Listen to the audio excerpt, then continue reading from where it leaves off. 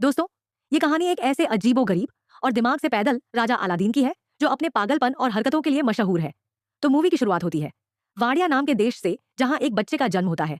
इस बच्चे का नाम अलादीन रखा जाता है और उसके जन्म के तुरंत बाद उसकी माँ की हत्या कर दी जाती है।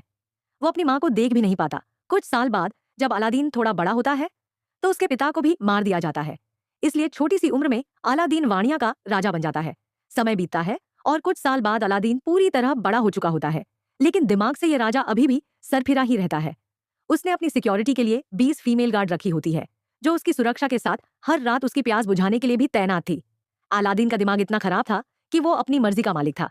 एक दिन अलादीन खुद का ओलंपिक गेम रखवाता है, फिर वो खुद उसमें हिस्सा लेता है और जो कोई भी उससे आगे निकलने की कोशिश करता तो उसे शूट कर देता है। और इस तरह उसने सारे गेम्स में 14 गोल्ड मेडल अपने नाम कर लिए। इसके बाद सीन शिफ्ट होता है और हमें अलादीन का आलीशान महल दिखाया जाता है, जहां वो अपने देश के लोगों के सामने स्पीच देते हुए कहता है कि जल्दी ही उनकी ताकत के आगे पूरी दुनिया घुटने टेक देगी, क्योंकि उनका न्यूक्लियर वेपन तैयार होने वाला है। लेकिन वो यह भी कहता है कि यह हथियार सिर्फ शांति बनाए रखने के लिए है। ये कहकर वह खुद ही अपनी बात पर हंसने लगता है, क्योंकि असल में वो सबको बेवकूफ बना रहा था। इसके बाद अलादीन अपने secret nuclear weapon research centre पर जाता है, जहां वो अपने चाचा तामीर से मिलता है। तामीर अलादीन का स्वागत अजीब तरीके से करके उसे मिसाइल दिखाता है, लेकिन जब अलादीन मिसाइल को देखता है तो उसकी खोपड़ी हिल जाती है, क्योंकि मिसाइल छोटी और बेकार लग रही थी। उसे गुस्सा आता है और वो कहता है कि जिसने इसे बनाया है उसे बुलाओ। पर तभी एक साइंटिस्ट उसे याद दिलाता है कि पिछली बार जब अलादीन यहाँ आया था, तो उसने नडाल नाम के एक साइंटिस्ट को मरवा दिया था। और फिर फ्लैशबैक में दिखाया जाता है कि नडाल ने भी एक छोटी और अजीब सी मिसाइल बनाई थी। अलादीन ने उसकी मिसाइल को देखकर कहा था कि अगर यह टकराकर वापस हमारे ही देश पर आ गिरी तो पूरी दुनिया हमारा मजाक उड़ाएगी। इस बात से गुस्से में आकर अलादीन ने नडाल को मरवा दिया था। फिर हम वापस वर्तमान में देखते हैं कि अलादीन एक और साइंटिस्ट को मारने का आदेश दे देता है।